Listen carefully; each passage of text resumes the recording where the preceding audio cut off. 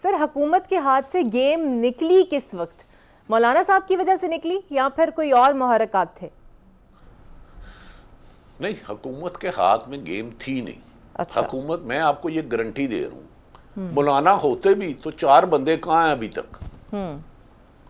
मौलाना की डाल के भी आपके 224 नहीं होते।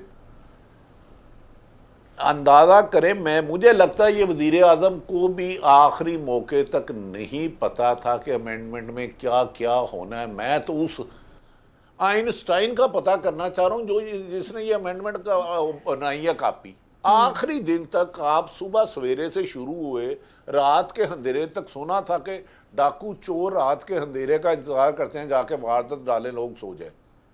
असेंबली यार जो मेरे लिए कानून साजी करे ना, आपके लिए करे, आपके बच्चों की तालीम के लिए करे। बाप का कैमरामैन, मेरा कैमरामैन 20,000 लेता है, मिनिमम 37,000 सैलरी है। तो यार आपको पूरे मुल्क में एक इशू आया है कि फायद ईसा को जस्ट करना, आईनी अदालत बनानी है, अदालत के ऊपर अदालत बनानी है। क्या बाकी सब आपने ठीक कर लिया है? आपको 3 मुल्क कर्ज नहीं दे रहे, दिवालिया आप अमलन हो चुके हैं।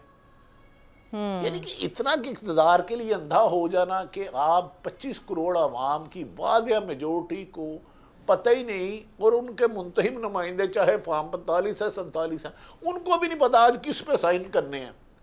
तो भट्टी साहब, मौलाना साहब की एक खैरत है भाई, उन्होंने, हाँ जी सर पूरी कर लें बात। वो एक ताज्जुब है कि मौलाना साहब कैसे स्टैंड लेंगे, अनबिलीवेबल है, ये कोई सोच भी नहीं सकता था। मैं अपनी बात कर रहा हूँ कि कल हम शाम तक कोई 10 जर्नलिस्ट इधर बैठे थे मेरे गरीब खाने पे, तो हमारा ख्याल था एंड ऑफ द डे ये कामयाब हो जाएंगे, और मौलाना आहिस्ता आहिस्ता माहौल बना रहे हैं कि हमने जी बड़ी एफर्ट्स की।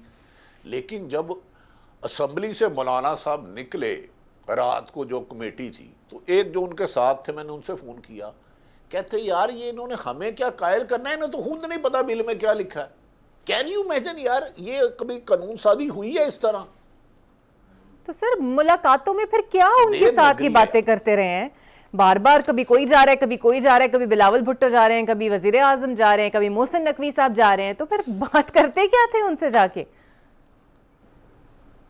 यार ऑफ कोर्स ये मीडिया में आ चुका है, 4 वजारतें ले लें, KPK की गवर्नरशिप ले लें, एक उनके रुकन असम्बली हैं या वजीर है, उन्होंने कहा आईनी ओहदा देने के लिए तैयार है।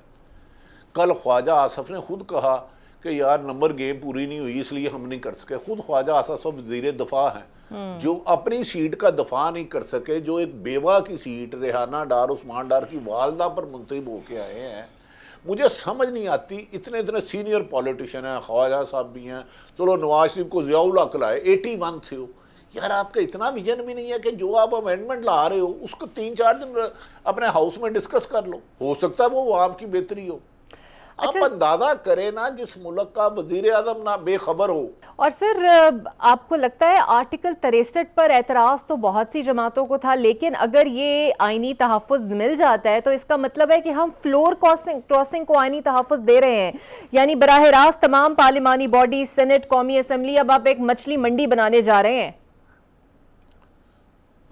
नहीं इकरा, देखें आप ऑफिशियली रिश्वत को लीगल कर रहे हैं। खुद ही कहते हैं मैंने 20 करोड़ दे के सेनेटर बना, मैं 40 करोड़ दे के बना। अब भी ऑफर आ रही थी, 2-3 साहबान ने कहा कि हमें 20 करोड़ 40 करोड़ की ऑफर थी। इसका मतलब है इस मुल्क में रिश्वत, करप्शन, लूट मार, अगवाकारियाँ को आप लीगल शक्ल दे रहे हैं कि कोई एक बंदा अगर ज़िंदगी में अच्छी ज़िंदगी गुजार रहा है, कोई बुराई से बच के कर रहा है, हराम रिश्वत नहीं खाना चाह रहा, आप उसको तहफ़्फ़ुज़ दे रहे हैं। आप खाओ हराम का माल, आप अवाम के वोटों से आओ या जाले से आओ, फिर 50 करोड़ 20 करोड़ लो, 2 वजारतें लो। ये कभी कोई हुकूमतें, मैंने सुना था कि करप्शन के खात्मे के लिए और अवाम की बेहतरी के लिए कानून साजी करती हैं। ये मौजूदा शहबाज शरीफ साहब को ये क्रेडिट जाता है कि इन्होंने अवाम की तजलील, अदारों की बेतौकीरी और अदारों को कमज़ोर करने के लिए कानून साजी कर रहे हैं। ये पाकिस्तान की तारीख में इतनी बड़ी पैमाने पर आईनी तरमीम गालबन 53 कोई कह रहा है, क्योंकि मसफ्ता तो है नहीं, कोई पता नहीं एंड पे भी जो आया हो ये भी इन्होंने जाली पेश कर दिया हो, क्योंकि सुना था कि 3-4 ऐसी शिक्कें थी कि इकरा, हारिस, रशीद अहमद, रिंद, बशीर, इमरान, नवाज शरीफ, जिसको मर्जी उठा के ले जो, कोई पूछने वाला नहीं। तो भट्टी यार साहब मेरी समझ से बाहर है।